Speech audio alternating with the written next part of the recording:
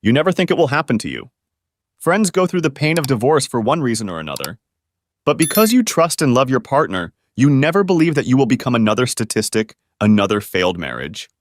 But when you look at divorce statistics, especially in the modern era, I wonder why people get married in the first place. The song "Till Death Do Us Part" certainly sounds hollow, its meaning lost over the decades. I guess I should have recognized the signs, but not through what I read online, whether it be stories, articles, or just being more observant. When you are in love with someone, you tend to view the world through a rose-colored prism.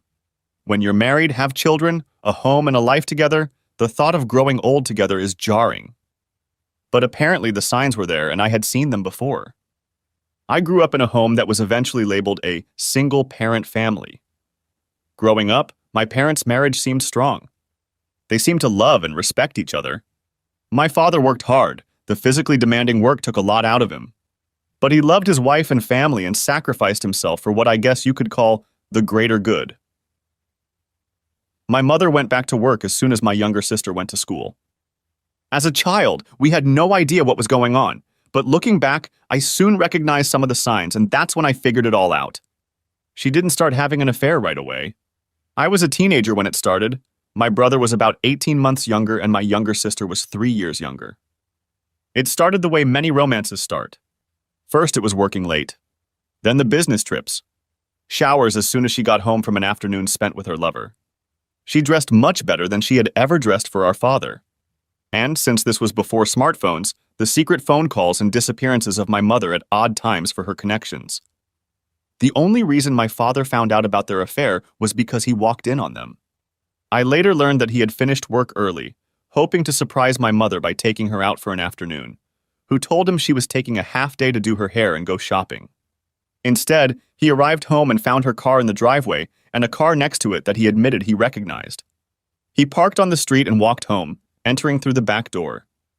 Walking into the bedroom, he found his wife, my mother, being entertained by her boss. In the marital bed. My father lost his temper and hurt him. His name was Jim Thompson, and he ended up crawling out of our house bruised. What my father quickly learned was that adultery meant absolutely nothing in a country where no-fault divorce was the norm.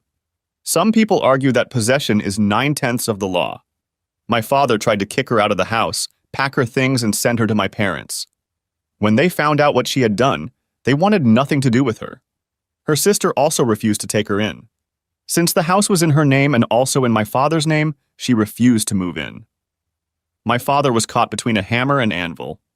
If he had stayed, divorce would have been impossible. A husband and wife must live apart for 12 months. That is, live in different places before a divorce can be granted.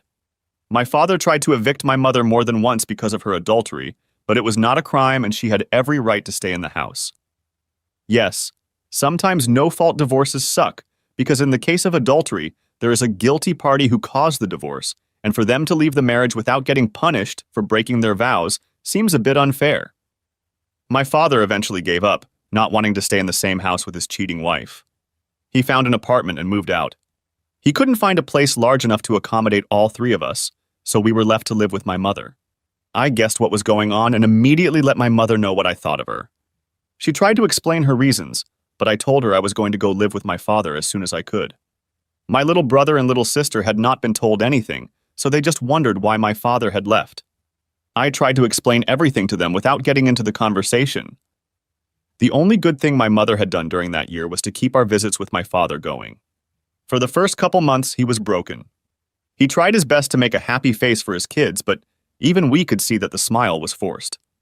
Being the oldest, he sat me down at the table one night after my siblings had gone to bed and confessed that we were the only reason he was sticking around, but he would fight for custody and try to get a home if possible.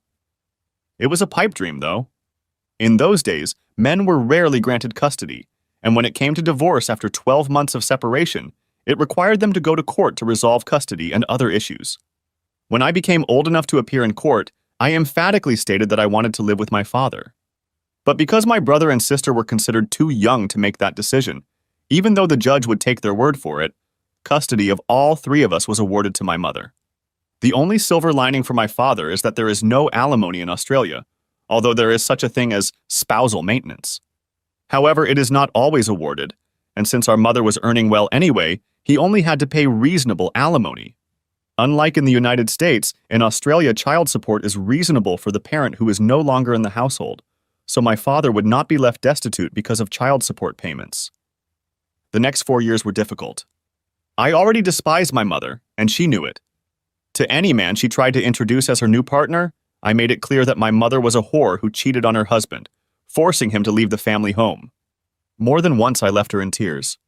By the time I was 16, we barely spoke, and I left the house as often as possible, for school, for a part-time job, or just not showing up. After the divorce, my father did get his life together and eventually met a beautiful woman named Naomi, his fellow divorcee.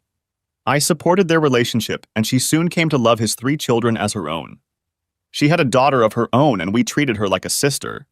Despite the heartache, I was glad my father had found love again, even though I knew he was hesitant to marry. Naomi seemed to realize this and happily agreed to cohabitate.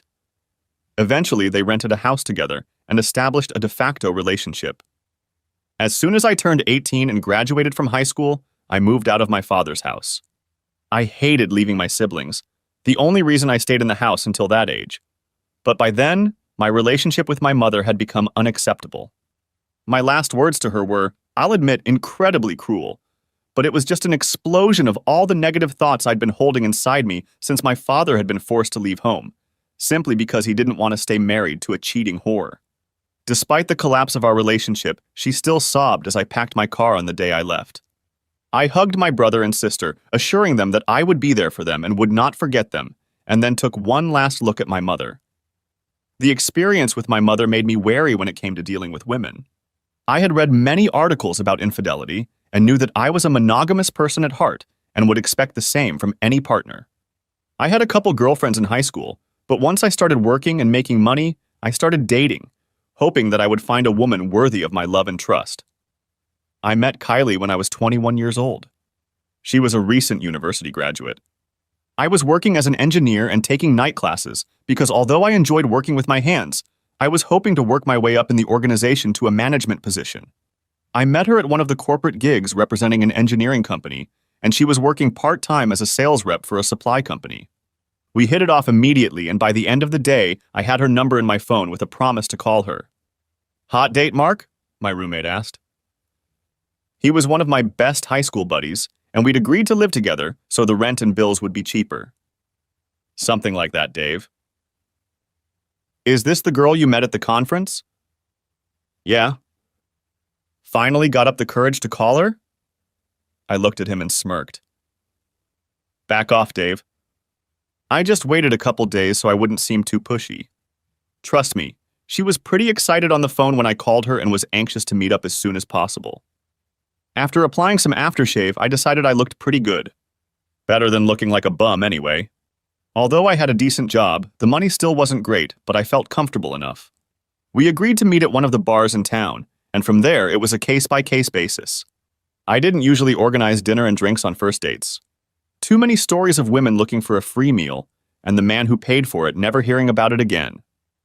Walking into the bar after I parked the car, she was sitting on a stool. She was already sipping her drink, meeting my gaze across the room. When her eyes lit up and she smiled, my heart seemed to beat faster. Over a couple of drinks, we gradually got to know each other. She admitted that her role in the corporation was temporary and that she was only hired because she had a pretty face and that attracted men in her direction. She laughed, admitting that it was true, but it made her feel like a piece of meat. And so many married men hit on me, she added. It was disgusting. I realized what she was getting at. I know my own mother cheated, but both sexes were equally bad when it came to cheating. Out of my own curiosity, I looked up statistics online, and the fact that so many men and women admitted to having extramarital affairs shocked me. Making matters worse was the fact that, according to many articles written in Australia, we were notoriously known as a bunch of cheating scumbags. You were the perfect gentleman, Mark, she added, taking my hand in hers. You kept looking me in the eye the whole time and remained completely professional. At least until you asked for my number. You were the only sincere person. I wish you were single, though. I put my hand over my heart and raised my other hand. I swear I'm single. Ask any of my friends. She smiled and took my hand again. Good, because I have a good feeling about you. I've already been hurt. We agreed to take things slow. The first couple weeks we met for coffee or drinks. At the end of the third night over drinks, we had our first kiss. By then, she already knew about my parents' relationship.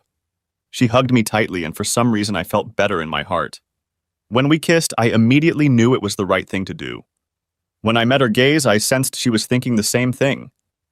Drinks turned into dinner. A week later, she returned to the apartment I shared with Dave. He had a girlfriend of his own and spent most of his time at her place, so thankfully he wasn't there. After one last drink together, I took her hand and we made love for the first time. A month later, she confessed her love to me, I reciprocated, and things went on from there.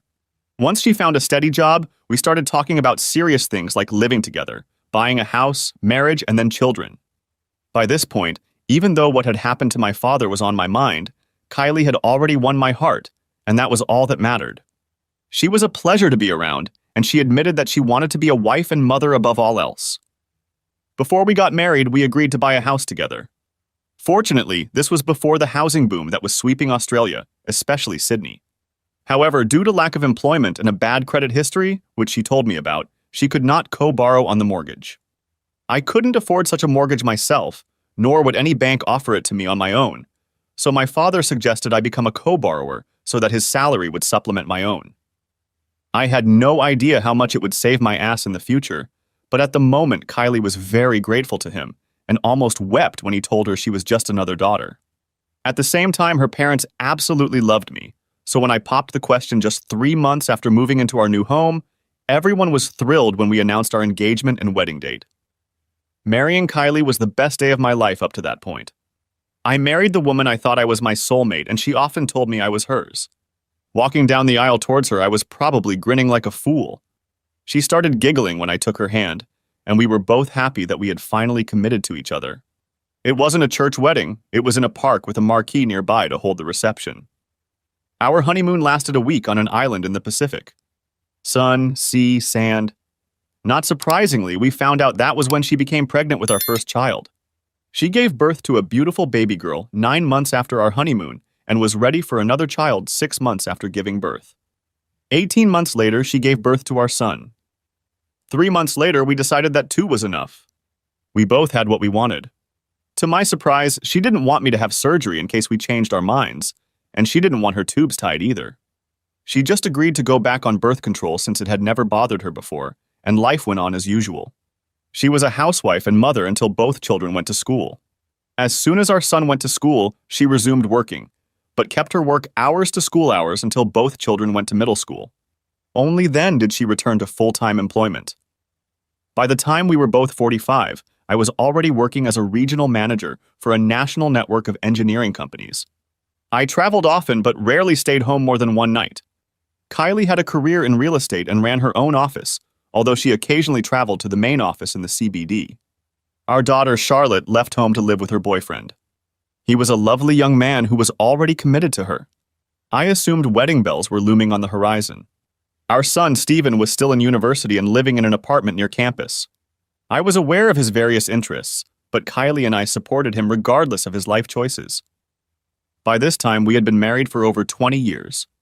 I felt like we still loved each other, just like the day we exchanged vows. I never took my eyes off him. Putting my hand on my heart, I could look at another woman, but I never thought about doing anything since I had given my heart to Kylie and didn't want to break that trust. But I couldn't help myself. What happened to my father was always in the back of my mind. I should have known better. I should have seen the signs. But when I finally realized the truth, I knew I had to take certain steps to prepare for the inevitable. You just never think it will happen to you. You think she's cheating on you? Asked Dave, hearing the surprise in his tone. Buddy, she loves you to death. Why on earth? I was blind, Dave. I thought that once Steve left home, our relationship would go back to the way it was. But I'm starting to notice that she's acting the way my mother acted with my father. Just thinking about that slut made my blood boil. I had hardly seen her in the last 20 years. She had been present at my wedding, but only because of my father's intervention. He'd married Naomi by then and had long since retired. He told me to be a better man and invite her. I didn't have to invite her, but not inviting her would make me look like the bad guy. I gritted my teeth and sent her the invitation. Other than texting her about her grandchildren, whom she rarely got to visit, I had nothing to do with her. Kylie knew this and never insisted on having any kind of relationship with her either. So what are you going to do? Gather all the evidence I can, and if she's cheating on me, just leave her. How will you do that? I have ways and means. The last few months she's been more secretive than usual. I should have noticed it sooner. It's my own fault, but it's what I got for trusting her. By the time I realized what was happening, it was too late to stop, so I prepared for the inevitable. Monday morning, I have a meeting with a private investigator. All I want to know is if she's been doing dirty deeds. I don't need photos and videos, though anything that will help my case. Too bad you can't get a divorce in this damn country on the grounds of adultery. That's true, but a man can defend himself if he's smart and defends himself early enough. Fortunately, she waited until the kids were out of the house before she cheated.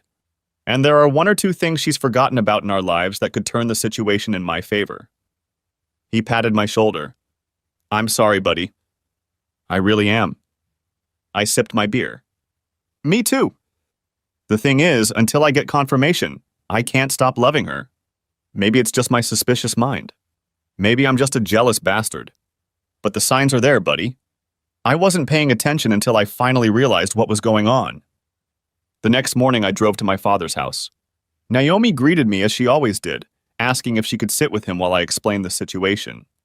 I must have had that look on my face because even though it was only 10 a.m., he put a bottle of beer in my hand and told me to take my time before he started. I smiled as he took Naomi's hand. They still loved each other as much as they did on their wedding day. The actual relationship didn't last long before my father wanted her to be his wife. I think Kylie is having an affair. Naomi sighed. My father muttered, "Shit. Not again. I'll hire a private investigator on Monday." But all the signs are there, Dad. The same signs you told me about Mom. All the signs you told me about. If she's cheating, she must have read a book on how to get away with it. But once I pulled my head out of my ass... And what do you want me to do? I grinned. Naomi giggled, as I'm sure the smile was not a pleasant one. Daddy, I'm going to give my house to you. Remember when you signed the mortgage agreement years ago? Kylie never put her name on the contract. Legally, you and I own the property, and when I'm gone, she will be considered nothing more than a tenant. I'm selling you the house as a gift by simply removing my name from the deed. Under state and federal law, I can do it for free. Then what do we do? I sign a month-to-month lease with you. Once I dissolve our marriage, if it comes to that, you can settle things with Kylie. While she will have some tenant rights since she has been living in this house for a long time, we will go over how you can legally evict her if necessary by court order. Unfortunately, because of the plan I have in my head, I won't be around. Have you thought this through, Mark? Inquired Naomi. Kylie and I discussed monogamy and fidelity before we got married. She knows about my mother. I warned her that if she ever cheated on me, I wouldn't forgive her. I don't care if it's once or 100 times. If you sleep with someone else, you're breaking our vows, which means you're breaking the prenup. At least with this no-fault crap, I can walk away easily. And I won't have to pay her a dime. No alimony since they don't live at home. And no spousal support since she makes as much as I do. Thank God we don't have these damn alimony laws like some states. Screw giving some cheating bitch a portion of my paycheck just because she can't keep her legs closed.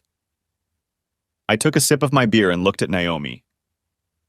Sorry, I'm a little pissed off about that. I hope I'm wrong.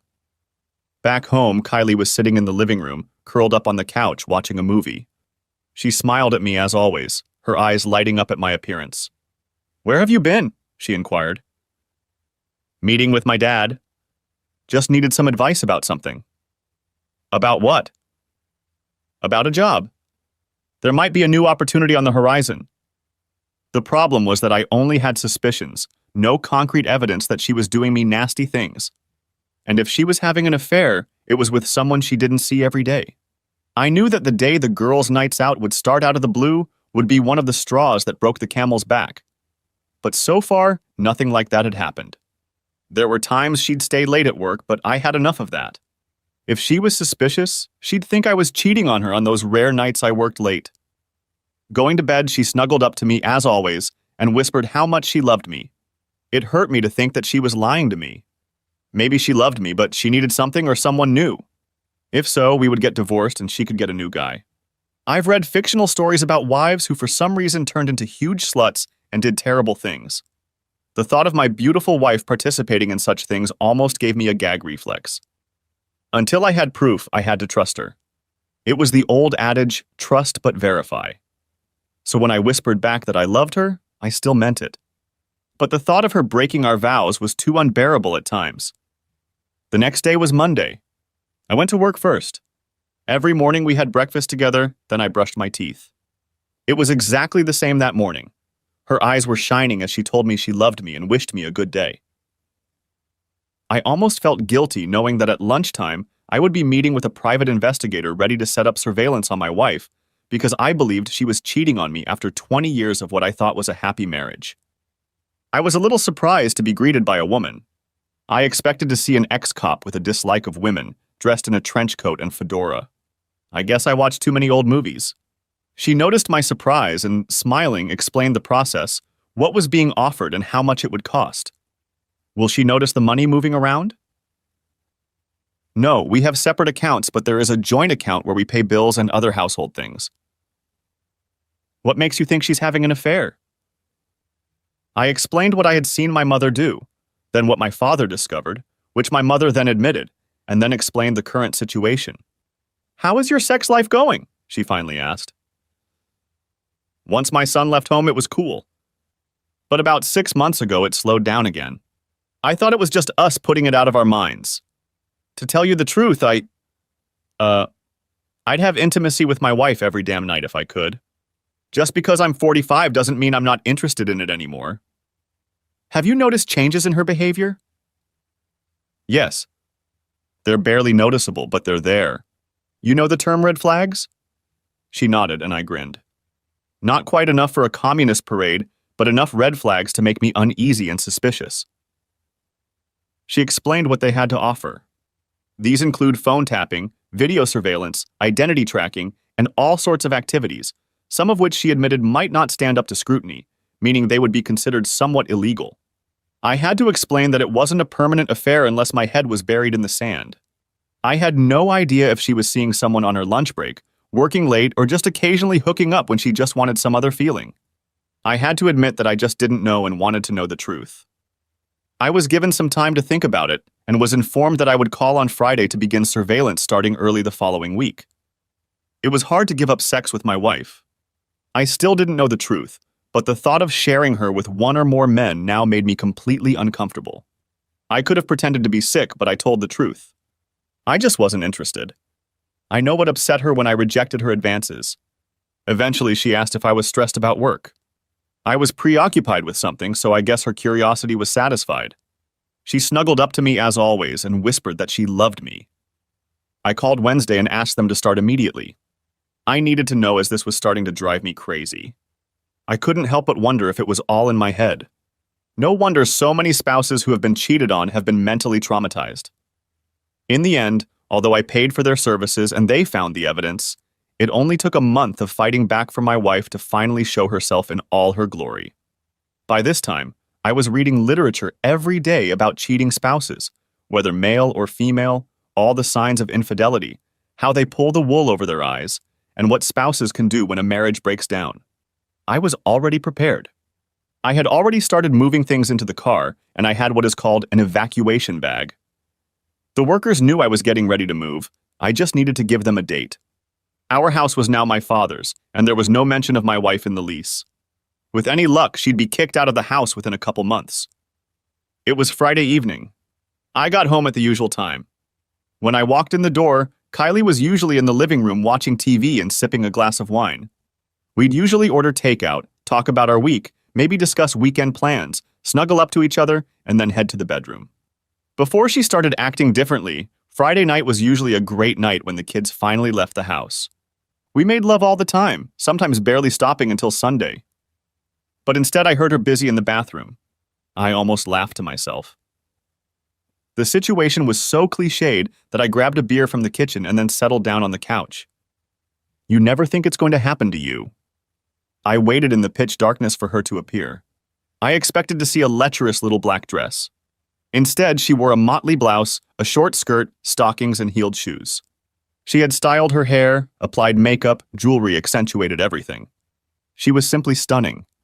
Too bad it wasn't for me. I didn't realize it right away. Oh, Mark. I didn't know you were home. I got home at my usual time, Kylie. You've obviously been too busy primping and prepping for whatever it is you're doing. Where are you going? She took a deep breath. I'm going on a date tonight, Mark. With John from work. Why? It's just for work. It was a brazen lie. I knew who he was. He was an affair partner. He worked at the head office of her company. He was married and had children, about the same age as both of us. I'm not sure what she expected me to say, but there comes a point when a man just washes his hands of a man. If she expected me to beg or plead, she obviously didn't know me at all. She knew my stance on monogamy and fidelity. Standing up, she met my gaze as I approached her. I stared at her intently, and she eventually recoiled. I smiled as I made my way to the kitchen. You're not going to say anything, Mark? No. She had no idea how prepared I was. I guess we were both good actors. The only difference was that I wasn't tearing her heart out with lies. Okay. Fair enough. I'll be home later. We'll talk then. I didn't say anything but followed her to the door. She stopped and looked back at me, looking as unsure as I'd ever seen her. Whether it was guilt or not, I didn't know, and I didn't care anymore. Good night, Mark, she said quietly. Goodbye, Kylie. She must have realized what I was trying to say, but apparently she thought I was going to be another man I'd read about who would put up with this kind of crap. But I wasn't a cuckold. I wasn't going to put up with that kind of shit. I wasn't interested in open marriage, wife splitting, and things like that. It emasculates, demeans, and completely overturns the vows made at marriage. As soon as she left, I put my plan into action. I grabbed my evacuation bag and packed another suitcase, putting them in the car. I got on the internet and thanked the heavens that in this day and age, everything can be done through a phone app or online. We had very little debt, just a credit card that I immediately paid off and canceled. I paid all upcoming bills and then transferred most of our savings from our joint account to my own. I left her with enough money to pay a month or two's rent and bills. After that, she was on her own. Possession is 9/10 of the law. She didn't own the house, and by the time she realized our savings were gone too, I would be gone. As I walked around the house one last time, I couldn't help but sigh. So many good memories now ruined. Taking another mug of beer, I had 3 calls to make. The first one would be easy. The last 2 would be the hard ones. Dad, it's confirmed. She's cheating on me. She had the nerve to admit that she's going on a date with another man tonight. The plan goes into effect from now on. Where are you going? To Adelaide. I have a new gig there for 12 months.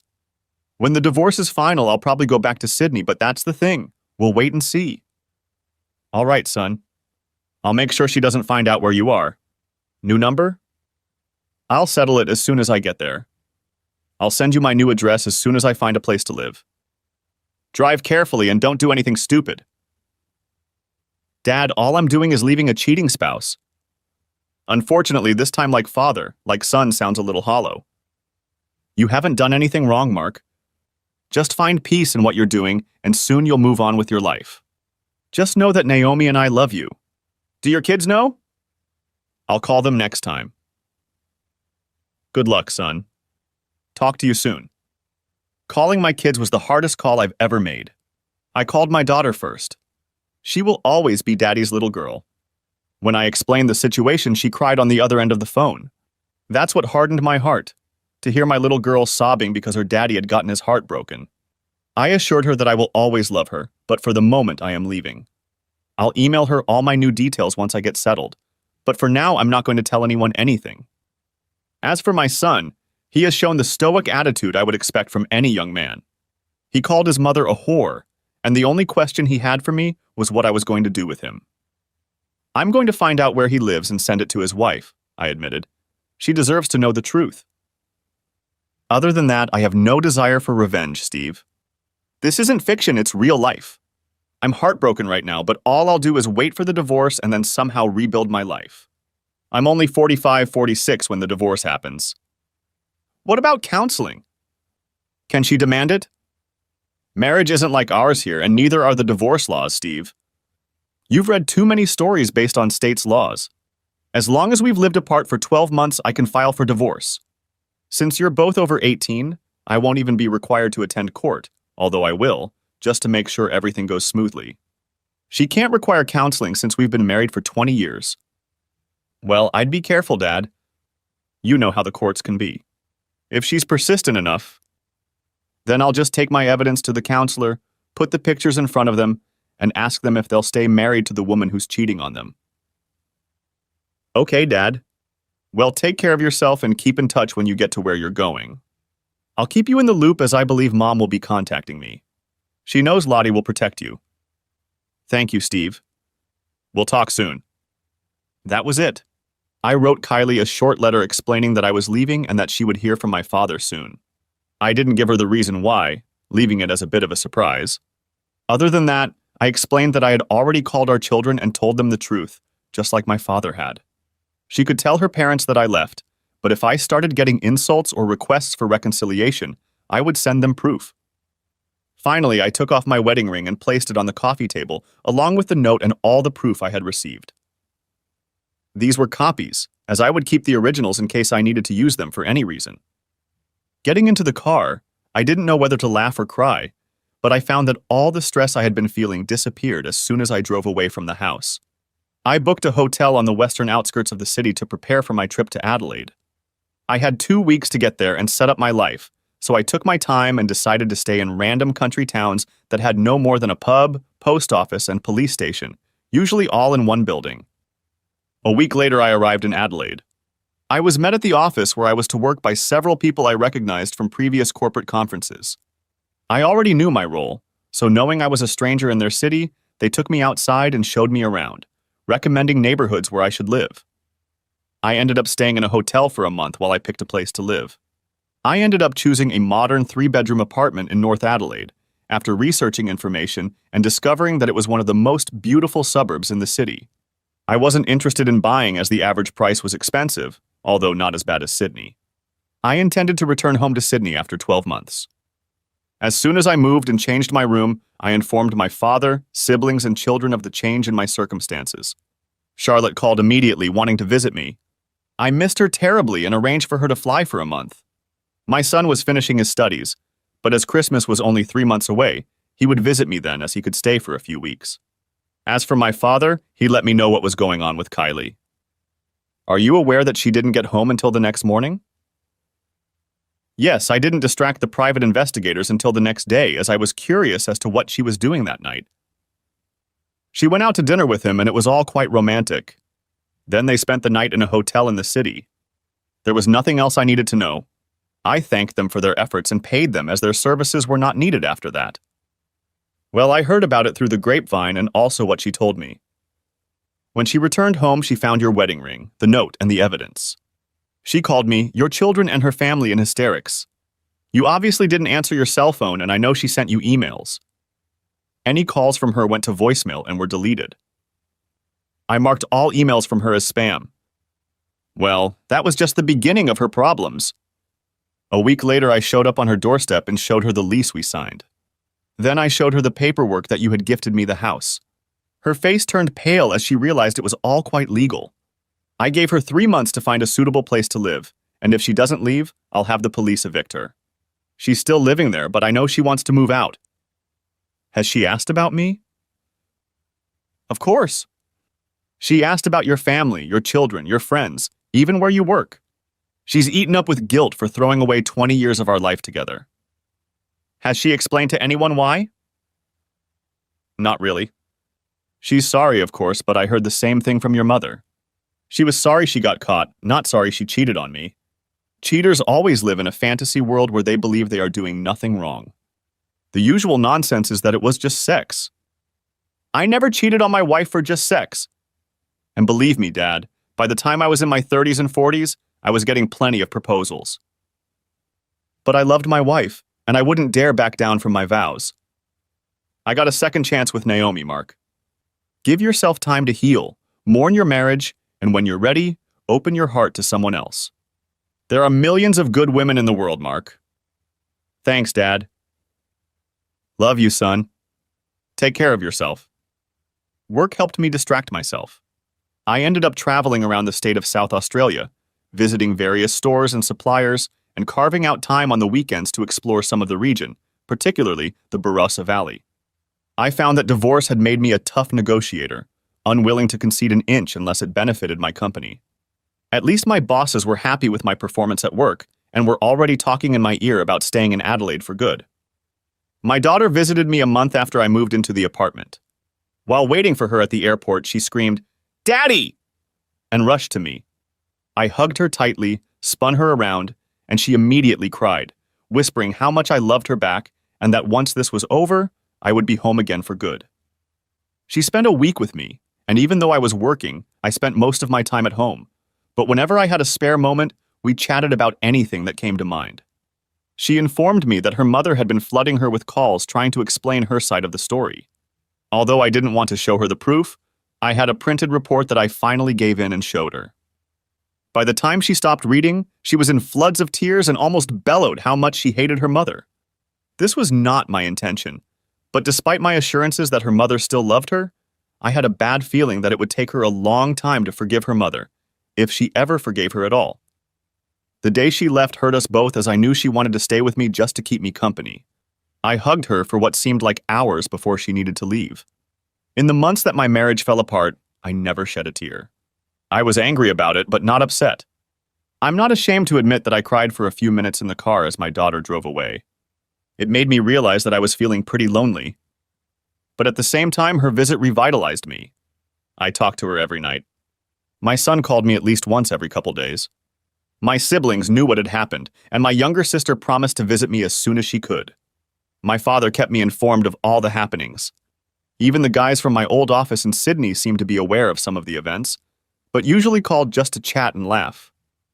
It was 6 weeks before Christmas when lightning struck again. I strolled through the aisles of the nearest supermarket, writhing in boredom. Kylie and I always went grocery shopping together. We laughed at each other, acting goofy, and it was always an enjoyable activity. I reached for a bottle of salad dressing, not noticing the woman reaching for the same bottle. Our hands collided and we both turned and stared at each other. I'm pretty sure my jaw dropped slightly and her cheeks immediately colored. "I'm sorry," I said.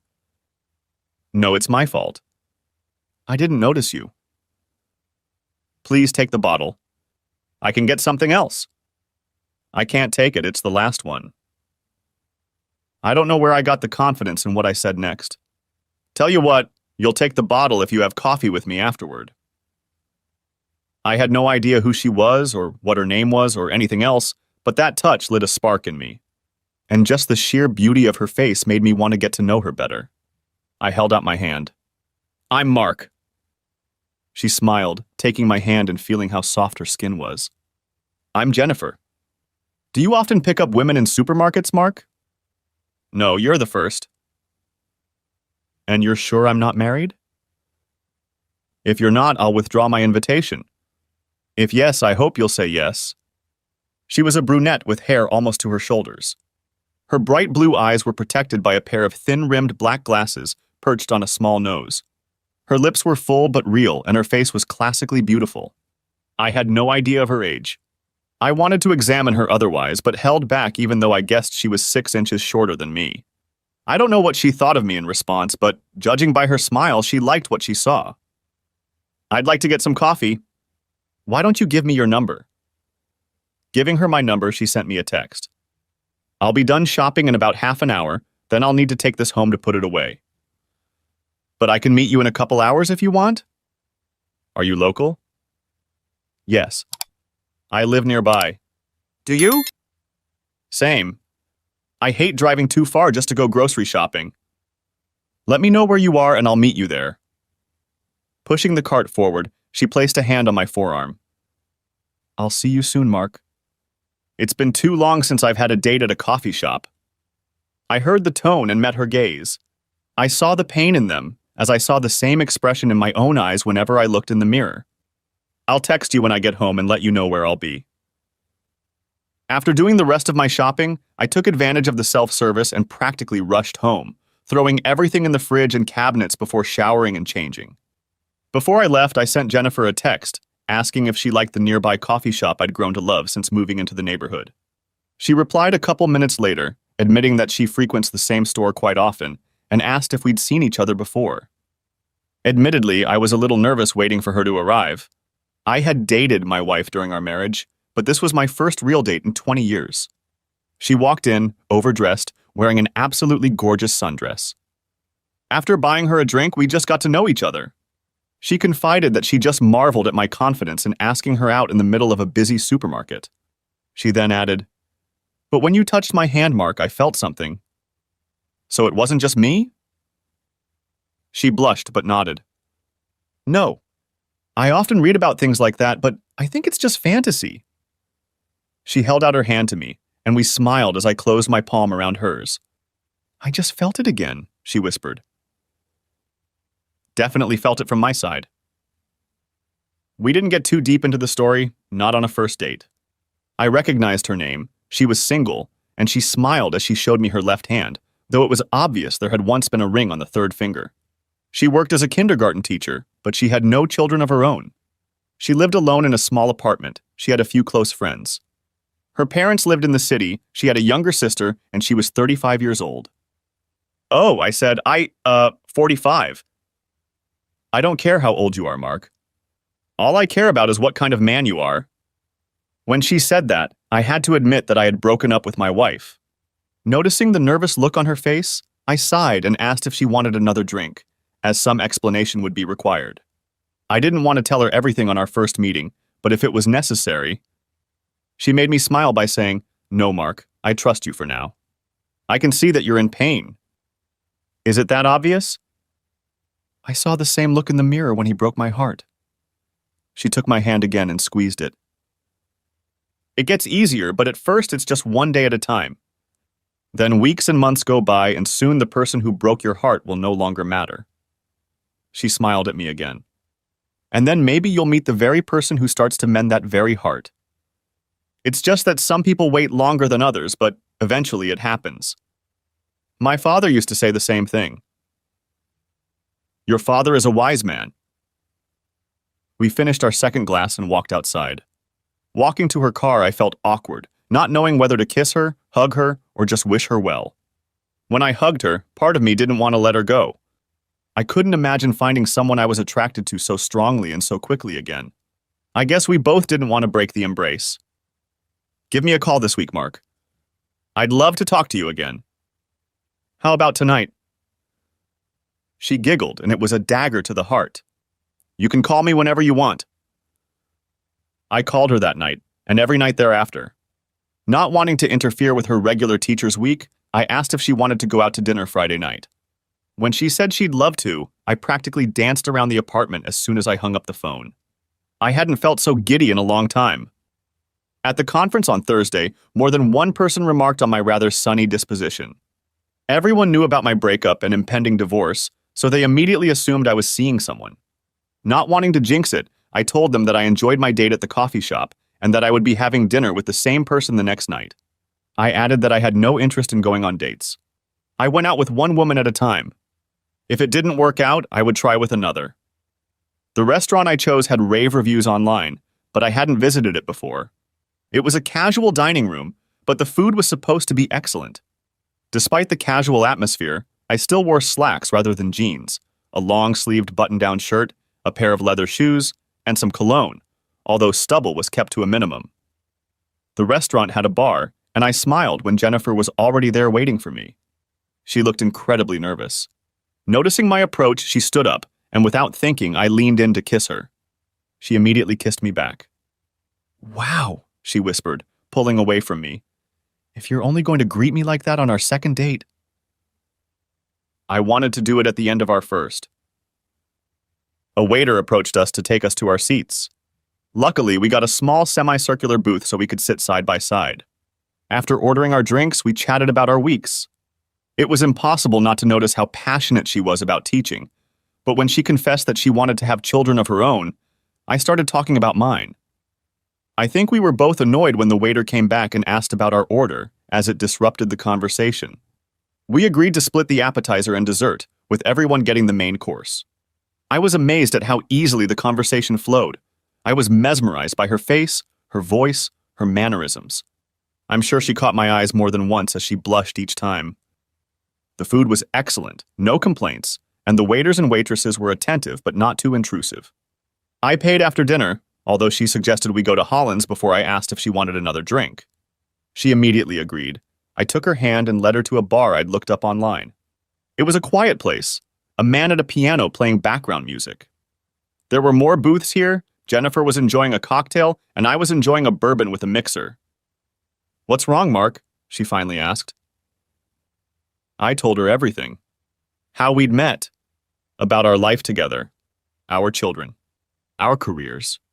But then I explained what happened to my father, about my relationship with my mother not working out, their divorce and what I learned. Then I gradually realized that my wife was doing the same thing. Then I confessed how I left, what I had done a few weeks before all of this. I'm still married, Jennifer, but we live apart. I moved here to make sure the divorce goes through. I'm not sure if you would consider what I'm doing cheating or not. I won't blame you if you do. But my marriage is over. It exists in name only. I will return to Sydney to make sure the divorce is finalized. And if you met someone here? Then I'd talk to him about our options. My children are in Sydney. Being so far away from them is hard. I had to look away as admitting it upset me. I miss them every day. My ex-husband was quite a piece of work, Mark. He swept me off my feet when I was 19. He was 25 at the time. The age difference didn't bother me, but my parents warned me about him. But I was in love and didn't listen to them. I didn't notice the red flags that showed up after a couple months. I was surprised he let me go to work, but that was all I was allowed to do. Slowly but surely, he isolated me from family and friends. I was expected to teach school and then come home and practically become his maid and whore. She paused, as I felt in my gut that this was only the beginning of the story. I suppose it was worse from there. I talked back to him, which means I was disrespectful to my husband. I was dressing like a whore or coming home late, that means I was cheating. I was spending money on things I wanted, that meant I was financially irresponsible. He never said anything positive, he was a sea of absolute negativity. I can't imagine wanting to say anything good about you, Jennifer, I said softly. I knew I needed to get away. He was crazy, and I knew that one day he would either hit me and put me in the hospital or just destroy me. I called my father and cried into the phone, asking him to save me. He arrived with 2 of my uncles and a few of his friends. My ex-husband tried to fight them off, but pushing and hitting a woman is different than fighting off a man. Or a man, since my father cleared his watch with 1 punch, and then they tied him to a chair while they helped me move out. I immediately went to the police, got a restraining order and an AWO against him. I've been divorced for 7 years and he doesn't know where I am. I've barely dated Mark. I've been afraid for so long. She raised her eyes and looked into mine. Then I met you, and I had feelings I hadn't felt in so long. I'd never felt them for him. She got behind the wheel, but it wasn't safe to drive, so I offered to drive her home. Stopping in front of an apartment building, I realized I had considered it before choosing my current residence. After escorting her inside, she opened the front door and hesitated. I made my decision, pulled her to me, and kissed her again. I had a wonderful night, Jennifer. I'd like to spend it again. During the week? Any night you want. I'm a pretty good cook in the kitchen if you'd like to have dinner with me. Let me know the night and I'll bring something too. I'm a pretty good cook myself. She smiled. Well, I'll cook first and then you cook for me and we'll compare results. What night? Wednesday, Mark, although I'm expecting your usual nightly call. And lots of messages. If you play your cards right, you might even get a surprise or 2 in a message. What are you doing tomorrow? Nothing. Why don't we go to the beach? You just want to see me in a bikini. No, just want to have a good time. When I got home, I heard my phone beep a couple times and didn't open it until I was inside and sitting on the couch with a beer in my hand. I had a great night, Mark. I wanted you to spend the night with me, but I don't want to rush things. I don't want to rush things either. When you're here Wednesday night, bring a change of clothes. I want you to stay, but it's too early for anything but sleeping in the same bed, Mark. I'm tired of sleeping alone, Jennifer. I am too. I'm already in bed. It's royal, but it feels empty. It didn't feel that way until I met you. M. I'll pick you up at 9 o'clock in the morning. I'll take you out for breakfast first, and then we'll go to the beach. J. What's your favorite color? M. Usually blue. On a woman, black or red. J. Then I have the perfect bikini for you. I'll see you in the morning, Mark. M. Sweet dreams, beautiful. The last message was a love heart. Stopping the next morning outside her apartment complex, she honked at me. I knocked on the door and heard her calling me inside. She smiled at me. What do you say? Do you have a broom? I'll have to fight off all the men. Her smile widened and she disappeared, returning in a t-shirt and shorts. Grabbing her bag, I put it in the trunk of the car next to mine and drove her to a beachside cafe to eat a simple but hearty breakfast. The beach had already filled up by the time we were ready to sunbathe. We spent the entire day on the beach, going down to the water a couple times. Do you want to stay for a drink? I'd love to, but if I stay, I don't want to leave. She walked over to me and said, Go home and change your clothes, she whispered. Come back and have a drink and stay the night. I ran into the house, threw out my things, quickly packed my bag, grabbed the essentials, and rushed to her. When I, out of breath, knocked on the door, she opened it and laughed as I caught my breath.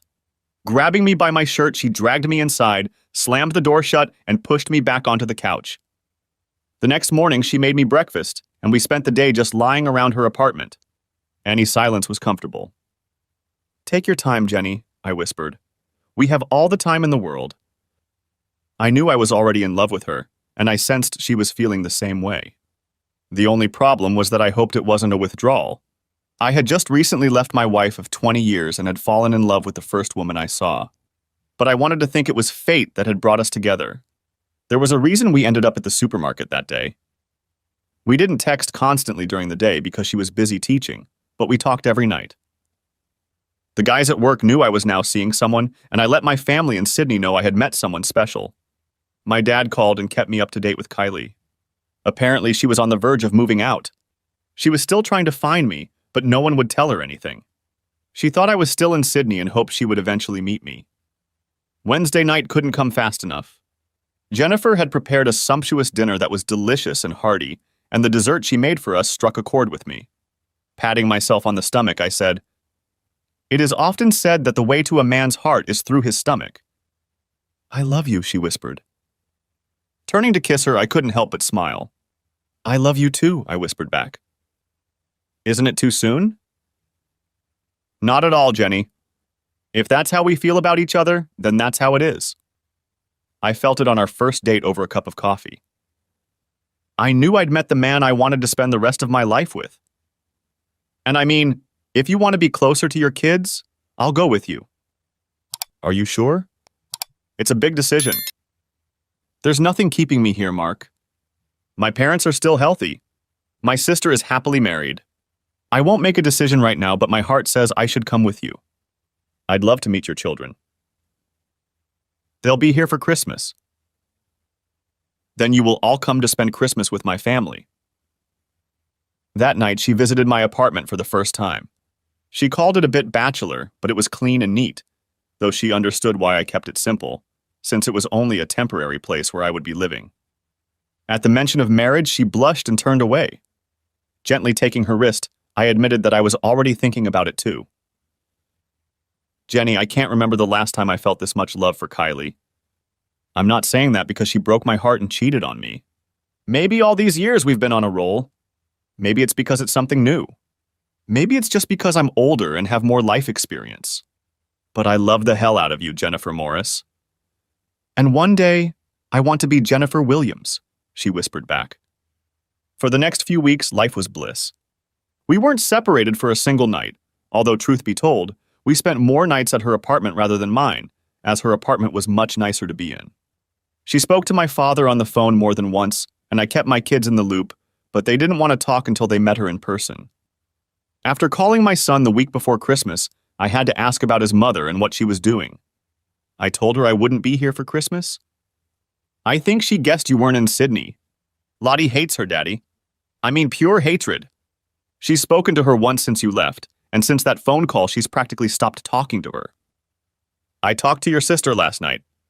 She'll be here in a couple days. What about Grandpa and Naomi? I'll talk to them when I get back to Sydney. Jenny will probably come with me. We'll need to get her a job and buy a place as close as possible so she doesn't have to commute. Are you sure you don't want to stay there, Dad? Lottie and I have been talking and we're both considering moving there to be closer to you. I know your sister is thinking about it too. Jennifer listened and took my hand, squeezing it. Are you sure about this, Steve? You're going to leave behind all your friends and family. You're more important, Dad. Trust me, when Lottie gets here in a couple days, she'll be sure to mention it. And her husband will be in favor of it too. He hates living in Sydney. I glanced at Jennifer, unable to hide my surprise. I'll still need to go back to make sure the divorce goes through. Don't make any hasty decisions, Steve. I know how it sounds, but my decision to leave your mother the way I did was planned in advance. Oh, I'm more than aware of that, Dad. As far as I'm concerned, to hell with her. She's still trying to convince people that she didn't do anything wrong and that it was your own fault for leaving. Jennifer came with me to the airport the day my daughter arrived. She took her husband Tom with her, but as soon as Charlotte saw me, she dropped her things and ran to me. It was like those days when I used to pick her up from school and she was so happy to see me. She cried again for a few minutes, and when I introduced her to Jennifer, both of them were soon in tears. I looked over to Tom and shrugged helplessly. The next day, my son surprised me by knocking on my apartment door. "Daddy!" he exclaimed, and we hugged. The bastard gave me a big hug, and we both had to wipe our cheeks as I led him inside to introduce Jennifer. "Well, at least he looks a lot like you," she said. I knew what she meant, but I'd already done the DNA test. Kylie hadn't cheated on me this early in our relationship, but I still needed reassurance. Later that morning, I drove the 5 of us to Jennifer's parents' house. The trunk was full of gifts, and I dropped them all off. Her mother fell in love with my daughter in 2 minutes, and my son, I'm sure, was accepted by them as one of their own grandchildren, just as they accepted me as their son. I called my father through an online video service so we could exchange Christmas wishes. My brother, his wife, my sister, and her husband, and their children celebrated Christmas with him. Kylie had long since left our former home and moved in with her parents. The news that surprised me was that her affair partner was kicked out of the house by his wife, who used evidence to get him fired for gross misconduct. Apparently, my wife was holding on to her job literally by a thread, but was demoted and also lost several mutual friends who couldn't forgive her for cheating on me. It was a great day. My kids took tons of pictures for their social media accounts. I had long since lost interest in such things, considering them a waste of time, but soon I started getting messages from a few old friends who contacted my dad asking if he knew my number. Many were curious to know what happened, so I answered simply. Others gave me information about Kylie, but I replied that it just didn't matter. As soon as the 12 months were up, I would file for divorce and return to Sydney just to make sure it went into effect. Christmas with Jennifer and her family was wonderful. When she mentioned that she was coming to Sydney with me, I told her that we would be staying in Adelaide and someone from my family would be joining us instead. Her face lit up, and I brought her almost to tears when I finally gave her the gift I wanted. It was too early to propose since I was still technically married, so I bought her a gorgeous necklace and bracelet. She immediately put them on and whispered that she would wear them as often as she could. After we ate a big lunch, her father offered me a beer, and we ended up in his garage where he put an old sports car on wheels. I haven't seen Jenny this happy in a long time, Mark. Partly, I think leaving Adelaide would do her good. But would you be happy to stay here forever? I'll stay here for her, and my children will move here to be closer. How soon can you finalize the divorce? A few months at the most. I've been honest with Jenny about everything from the beginning. I understand she's been doing nasty things to you? Yes. Maybe up to 6 months, although I only had concrete proof in the last few weeks before I pulled the pin. He shook his head. Hell, I've read about all this cheating nonsense. Why get married if you can't keep your legs closed? Ever heard of cuckolds? Judging by the look of disgust on his face, he knew exactly what it was. Yeah. I'm not sure that's what Kylie meant, but it's one of the new bullshit things. Same thing with all these people and wanting a free relationship so you can cheat while keeping your conscience clear. Honestly, if my wife asked me to do something like that, I'd be in jail. How much disrespect is there in asking someone to do that? Jenny's ex-husband here was both cheating and abusive. What? He put a hand on my shoulder. She barely knew about the cheating. But he was doing it with everyone who moved. He squeezed my shoulder. She loves you, Mark. Just don't break her heart. Please, I'm not sure I can handle another call like that from my little girl. He sipped from his bottle and, looking away, added quietly, I almost destroyed it, Mark. I love her more than anything in the world, Daddy. He grinned, already calling me son. I've been hurt badly myself, so we both carry the wounds in our hearts and souls. We help each other. We stayed until late afternoon and my daughter drove us home as I had too much to drink. Back at my apartment, the kids went to bed and Jennifer dragged me to our bedroom. If it was good, she enjoyed New Year's Eve even more. I told my kids to have fun while I walked her to a hotel downtown. After dinner and drinks, I escorted her back to our room where there was a bottle of champagne and a few appetizers. Any wishes for the new year? I inquired. Not just one. Would you like to hear them? Sure. I want you to live here with me. Deal. I want you to propose to me as soon as you get your divorce. I'm already looking at rings. She clung to me even tighter. I want a baby, she whispered. Jennifer, we'll get married and have a family together. My children left a few days later. I was reluctant to let them go, but once I explained that I would probably stay in Adelaide if they wanted to join me, they promised to start exploring their options. I called my father and told him the same thing. He said I had to make the best choice for myself, but he was happy where he was with Naomi. But he would of course visit me when he could. The next few months passed in bliss. Eventually, I applied for an apartment lease and moved in with Jennifer. I won't say it was one of those fairy tale romances after all, it was real life. But I don't remember myself happier. We were a true team in everything about our lives. She knew that the specter of my divorce loomed on the horizon, and at times still lingered in my mind. We both still had trust issues, but we agreed to always talk about any problems without giving the other a reason to think we were doing anything wrong. Our lives were great and we never stopped seeing each other. Just enjoying her presence made me feel better about myself. She made me strive to be a better man, perfect in her eyes. As for Jennifer, she showed me so much love that I had already bought an engagement ring by the time I was ready to return to Sydney. During the flight, she was more nervous than I was because she knew there were still potential banana skins. My dad met us at the airport along with my siblings and kids. We would stay with my dad while the divorce was being finalized. I had already filed the papers, but the lawyer informed me that Kylie was trying to contest the divorce. Sitting with Jennifer in his office, I was shocked that she was even trying to prevent it. I haven't seen her in 12 months, I stated. I followed the letter of the law. I can even prove that I have lived in Adelaide for the last year, and she has not lived with me during that time. What's more, we haven't been in touch at all. That's true, but she can still argue that, he replied. No judge will listen to her arguments, and no counseling will be forced. I assume Jennifer is your partner? Kylie cheated on me. That's the original reason. Now I have a more compelling reason to divorce her. Once we're divorced, I'll propose to Jenny and we'll get married as soon as possible. We plan to have children after the divorce, Jennifer added. Okay, I'll talk to her lawyer and find out what she wants. There's really not much she can do, but a smart lawyer will be able to fight it. 3 days later, I heard from my attorney. Kylie would sign her name to the divorce agreement, so the petition would be joint, and therefore the case would proceed without delay if I agreed to talk to her one last time. I discussed this with Jennifer, who supported me whatever I chose to do. My attorney suggested that I just talk to her to get things settled. My father agreed. You're with Jennifer now, son, he stated. You're getting married, starting a new family, and your kids will be with you in Adelaide soon. Are you still angry with her? Not really. I've gotten over it. I guess you haven't. It's her own fault, and I understand why I don't want to see her, but let her speak her mind and then just put it all behind you. Okay, I'll talk to my lawyer and he'll sort it out. The very next week we found ourselves in court. My lawyer explained that once the meeting was finalized and she signed the papers, the judge would be ready to sign off on our divorce and I would be a free man 1 month and 1 day after the judge issued the divorce decree. I hadn't seen Kylie since the night she left for her date. She was waiting in the room when Jennifer and I approached my attorney. He explained that Kylie was inside with her attorney and no one else.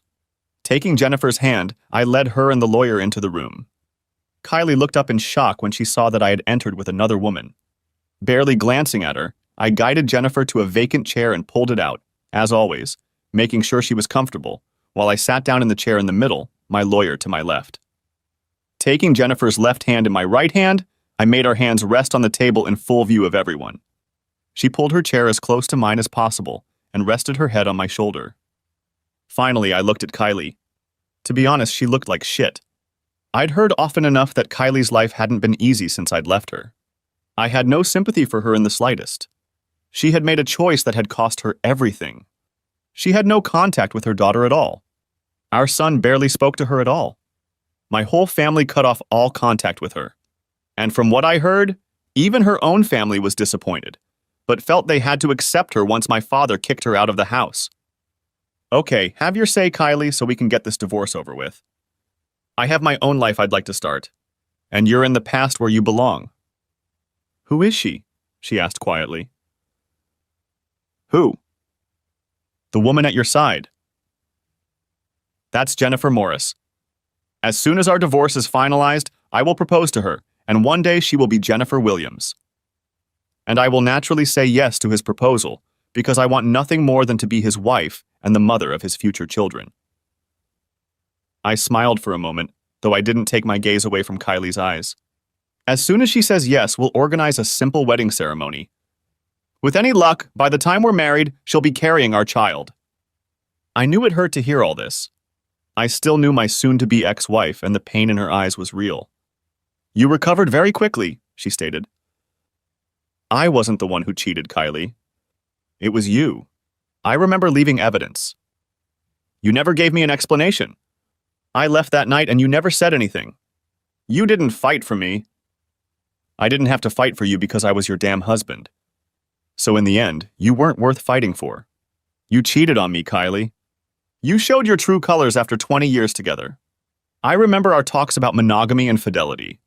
I warned you that if you turned out to be like my mother, I wouldn't hesitate to leave. All you've done is make my decision easier. Do you even regret what you did? Don't bother answering that because you don't. You only regret getting caught, not proving that our marriage was nothing but a damn sham, and you're a worthless whore, just like my own mother. Her lawyer cleared his throat. I stared at him. Back off if you don't like what I'm saying. She wants to talk, fine. I have the right to speak too. I made a mistake. Treason isn't a mistake. Treason is a series of decisions you made. I don't care if he seduced you or if you went out on purpose. The simple fact is that you slept with him and therefore lost any right to call me your husband. It was just sex. And there it is. The very phrase that so many sluts use to justify their decision. I'm sorry, but most people equate sex with love, and considering you were my wife, I was the one you should have been doing it with, not some damn idiot you were working with. We talked about this before we were married, Kylie. You just don't remember. I warned you again what would happen if you cheated on me. You forget that my mother cheated too. As soon as I pulled my head out of my ass, I knew what you were doing, so I just had to gather proof. If you had said no that night, would you still have left? Yes. I would have left either way. But I would have left in a different way. What you did that night was so damn disrespectful, you deserved everything that happened afterward. You took all our money. Consider it payment for 20 wasted years.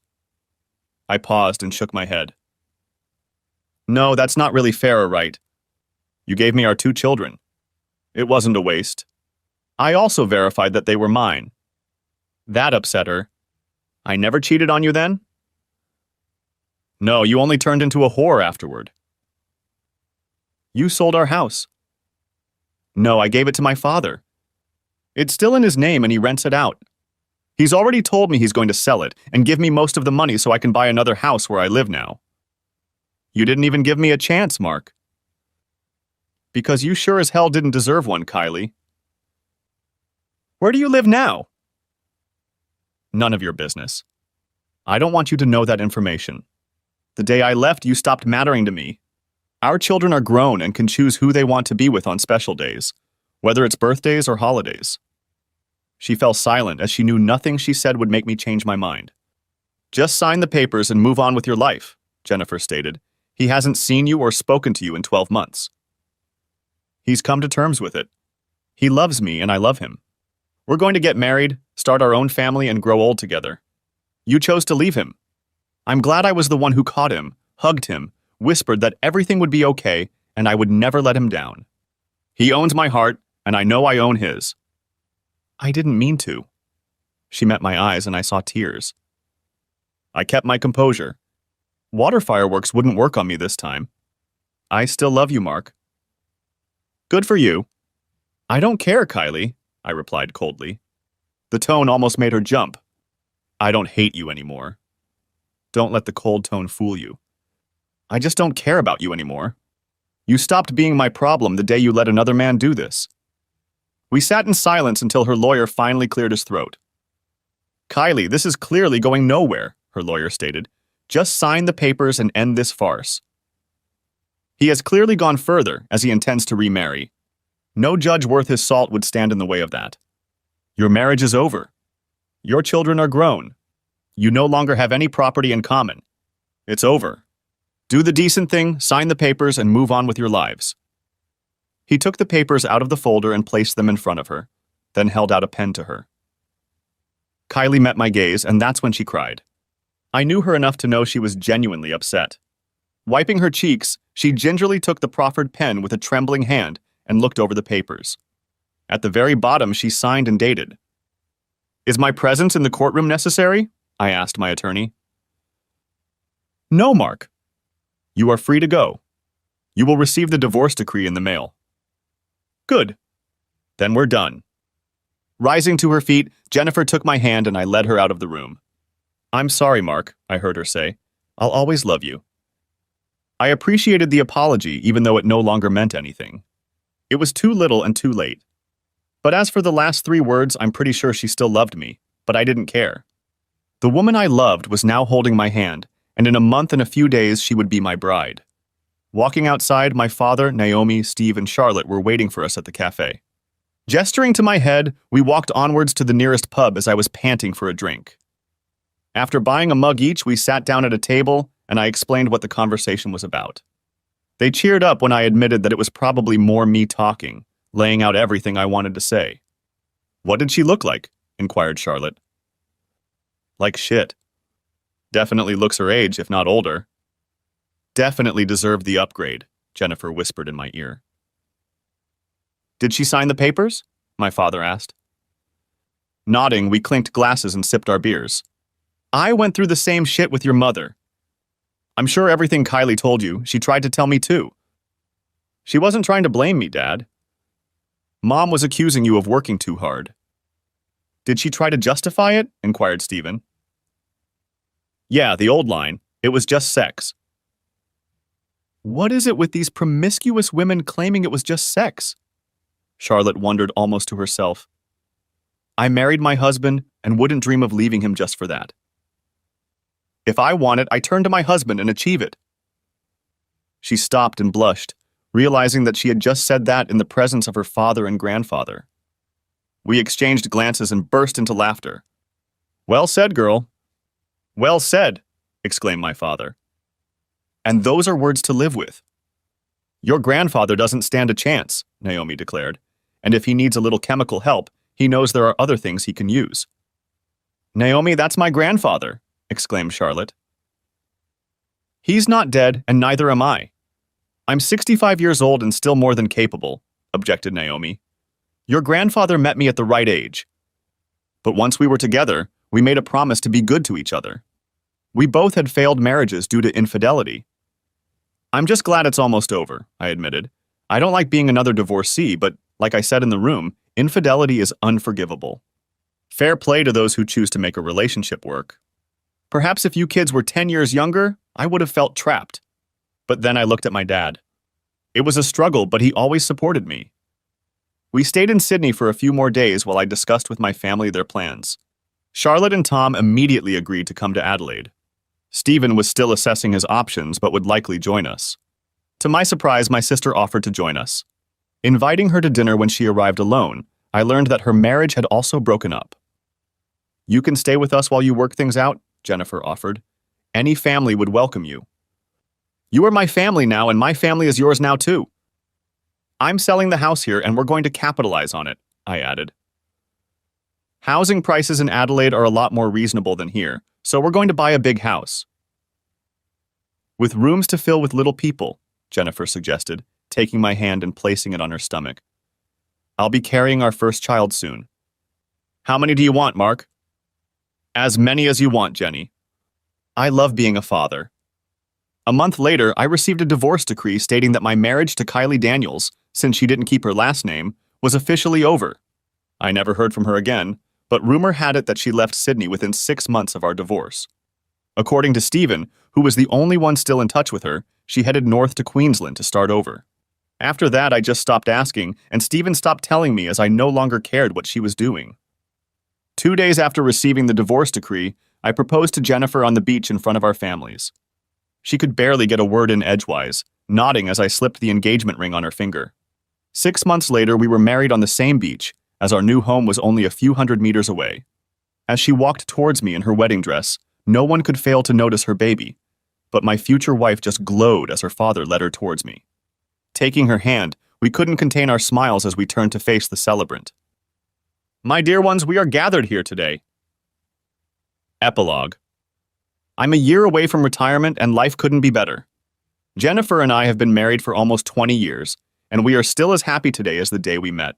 Our first date, our first lovemaking, all those first meetings leading up to our wedding day. 6 months after returning to Adelaide after that trip to Sydney, my daughter and son were living in Adelaide. My daughter is still married to Tom and has 3 grandchildren. My son is married to a wonderful man and they have adopted 2 children. My father and Naomi moved in with us in Adelaide a year after the divorce, where he lived for almost 10 years before passing away peacefully in his sleep. Naomi was heartbroken, and the first thing we did was insist that she live with us. She resisted for a while until she realized our house was huge, and we ended up building her a granny apartment so she could still have her independence.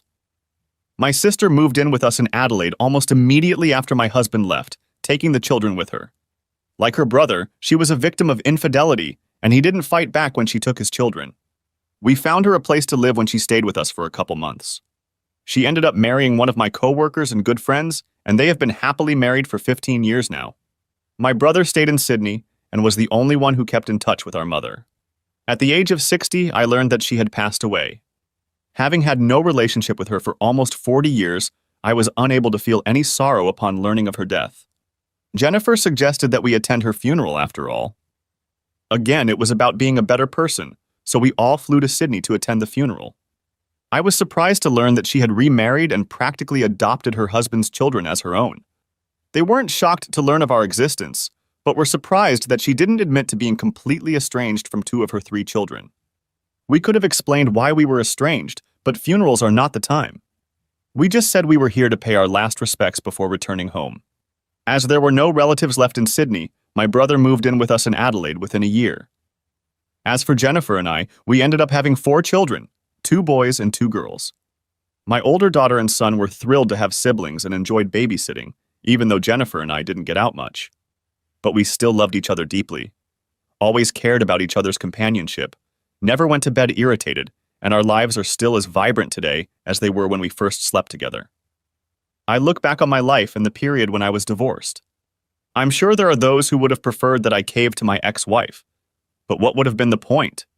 The fact that I left without saying a word actually hurt her much more, and I kept quiet for a year until I went back just to make sure the divorce went through. She knew my thoughts on fidelity and broke the contract. As for those who believe in reconciliation, I can't agree with that either.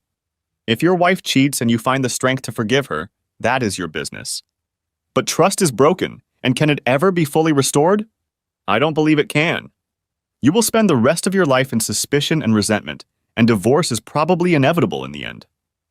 Instead, I went down a road that is often not traveled. There was no real revenge, at least not to the point of burning everything to the ground, but there was no chance of reconciliation either. I just walked away and decided to move on without Kylie. I found Jennifer, my one true soulmate. I still maintain that meeting in the supermarket was fate. I'm not religious, but I'm sure there are old world religions that talk about gods of fate. Are you ready, Mark? I turned around and saw my wife looking simply gorgeous in a gorgeous red ball gown. I see you still have the old magic. Any word on the children? They are either on their way or preparing to leave. And the youngsters? They'll do just fine without us for one evening. Unless they burn the place to the ground. So we have time to fool around? Of course. I love you, husband. I love you, wife. Many more years of happiness? I hope so. I'll tell the kids we're not staying long. They'll know why. And thanks for watching. I hope you enjoyed it. So subscribe to my channel and watch the next video.